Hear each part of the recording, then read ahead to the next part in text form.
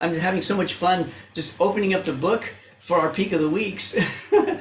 But I really do intend to read the whole book cover to cover, and I know exactly which page I'm on and where I stopped. Sweet. So yeah, the Power Now by Eckhart Tolle. And so while Sharon's doing that, since I've already done everything, I'm gonna start reading. I think we're streaming live. She says. Oh, I think there's a different camera being used. Oh, really? Okay. Well, let's see. Oh, we already were streaming. Okay, this is good.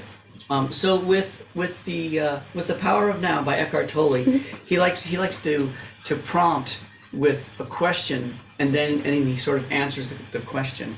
And I wonder how he does that. Maybe he finds himself writing down what he wants to say, and then maybe he backtracks and makes a question out of it. So I wonder how he did that. Oh, we're on now. So let's see.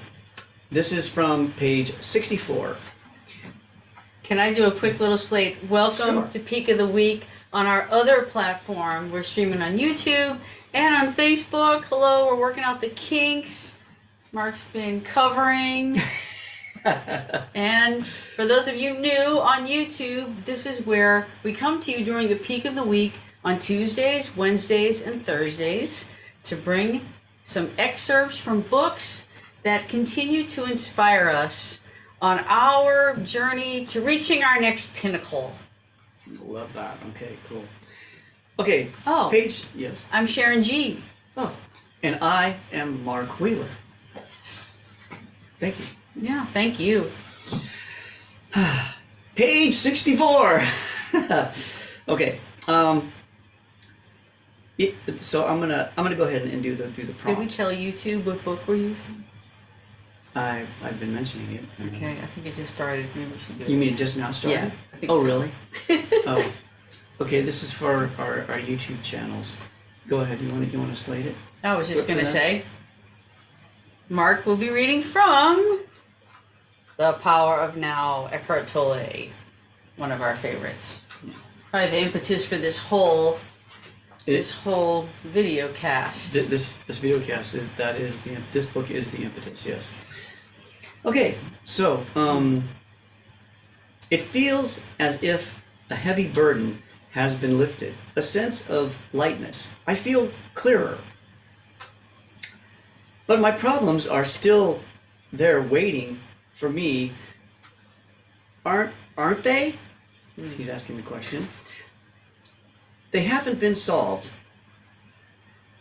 Am I not just temporarily evading them, which is his problems that he's going through? And Eckhart Tolle says, if you found yourself in paradise, it wouldn't be long before your mind would say, yes, but ultimately, this is not about solving your problems. It is about realizing that there are no problems, only situations to be dealt with now, or to be left alone and accepted as part of the isness of the present moment until they change or can be dealt with. Problems are mind-made and need time to survive. They cannot survive in the actuality of the now. Focus your attention on the now and tell me what problems you have at this moment. I'm not getting any answers because it is impossible to have a problem when your attention is fully in the now. A situation that needs to be either dealt with or accepted, yes. Why make it into a problem? Why make anything into a problem? Isn't life challenging enough as it is? What do you need problems for? The mind unconsciously loves problems because they give you an identity of sorts. This is normal and it is insane. Problem. Problem means that you are dwelling on a situation mentally without there being a true intention or possibility of taking an action now and that you are unconsciously making it a part of your sense of self. You become so overwhelmed by your life situations that you lose your sense of life, of being. Or you are carrying in your mind the insane burden of 100 things that you will or may have to do in the future, instead of focusing your attention on the one thing that you can do now. When you create a problem, you create pain. All it takes is a simple choice, a simple decision. No matter what happens, I will create no more pain for myself. I will create no more problems. Although it is a simple choice, it is also very radical. I need to get rid of this. It is also very, very radical.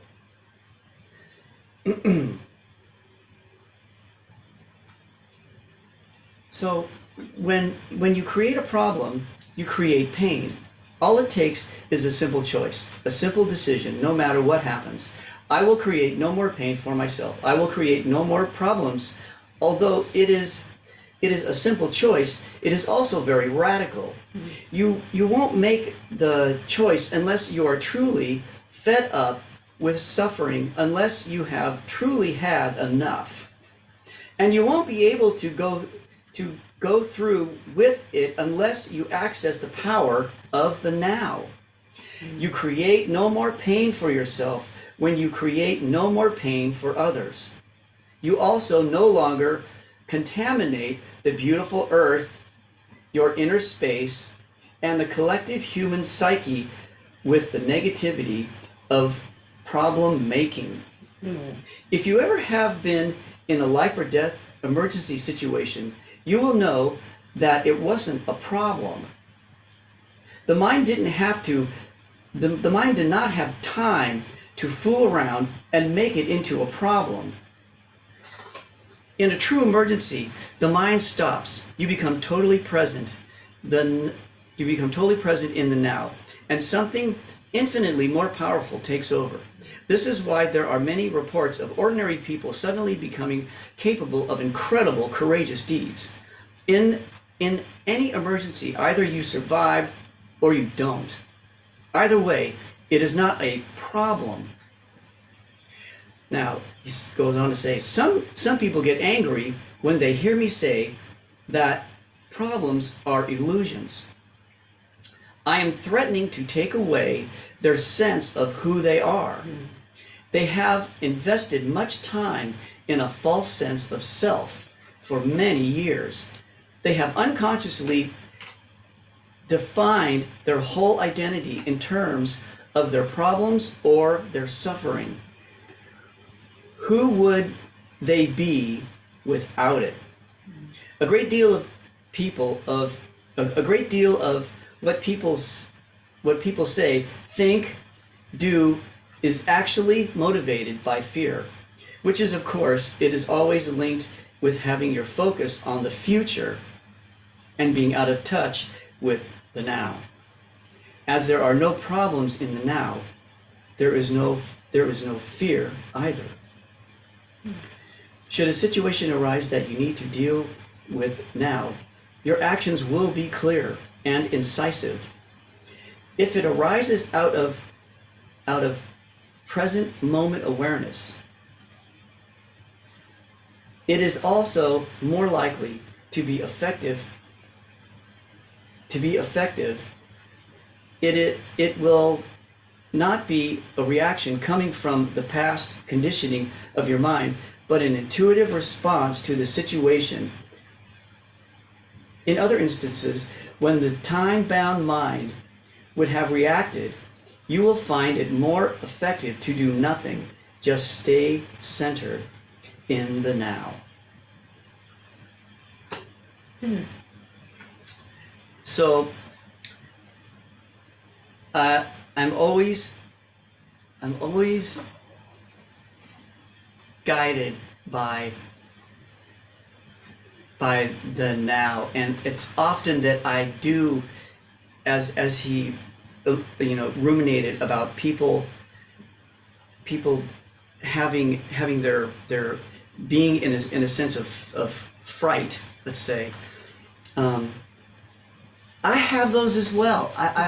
There are moments in my life where my mind gets going, and it I have these moments of fear, like if something's going to go right or wrong, and it takes a moment for me to catch it. But when I catch it, it's so beautiful because I can like take a deep breath and realize that my mind is spinning out of control, and that it is so powerful to be able to do. And I hope that this reading helps you in some way show yourself that you can stop those inner voices, and that you can be in the present and in the now whenever you want. So that's my thoughts on this for the moment. Thank you. That's interesting that toward the ending of that reading, wasn't there something about after the emergency situation, just other things come up in life, and I was going to take a little small example, like, do you like to drink coffee or tea or just water? And if you need some water or coffee or tea and there's none around, it's do we call that a problem, or do we just take action and do whatever we need to do to find that water, to go get that water? You might even drink it out of a faucet if you don't normally drink out of a faucet, but if there's nothing around. Like if you're in the desert and you need coffee or tea or water, you will just do whatever you need to do to get it. It's not just a problem, it's just like, it's what you need now.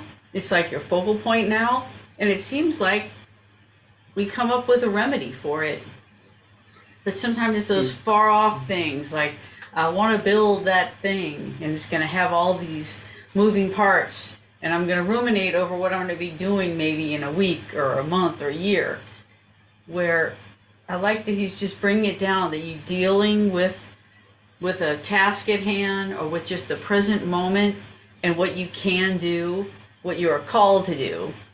So I guess whether it's writing a book or whether it is finding your next cup of tea, it's like, what can you do right now to make that tea happen? I know, like, sometimes something like that, a drink of tea or coffee is so important that if there's none around, like, I will get in a vehicle and go get it if I really want it.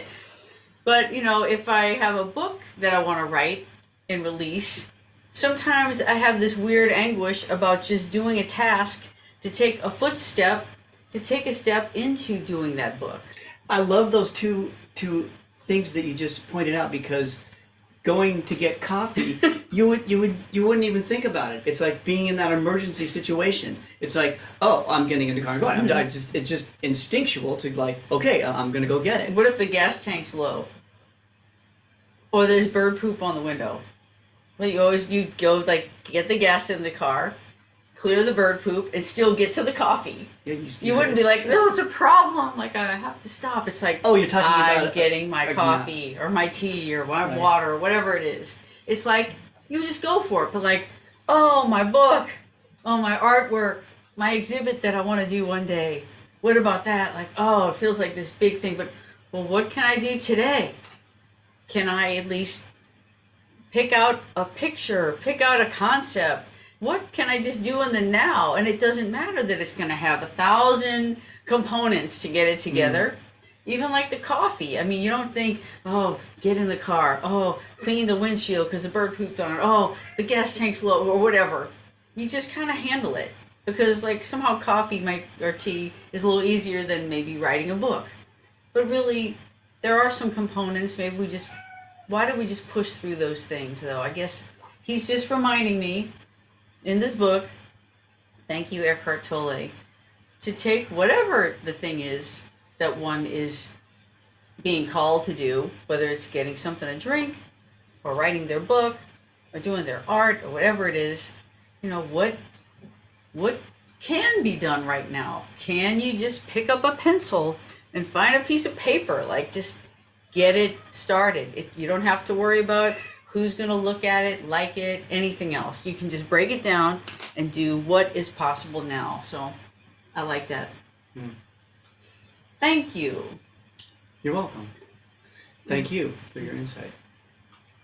All right. Oh, thank you. Ben, thank you for checking out our little broadcast tonight. Yeah. Thank you. We're reading from The Power of Now again. Eckhart Tolle. Mark brought some nice points about, of course, Well, I brought up being in the present. Being in the present. Getting rid of the first part was more like the fear, the anxiety that can come up. Right. I was talking about fear and how being in, coming back to center is it's a practice. It's a practice to get back to center, and that's okay. It's all okay to be in a practice of coming back to center. And it's totally possible. Absolutely. We're making it possible. Well, thank you. And if you just started tuning in, please check out the replay. It'll be loading up soon as we call this a day. So thank you for tuning in to our Peak of the Week. And we want you to remember, there's always an invitation to pursue your next pinnacle. Yep. Perfect. Ending with the sneeze. Yeah, that's great timing. So we look forward to seeing you next time. Thanks, everybody. Bye. Thanks. Okay, bye.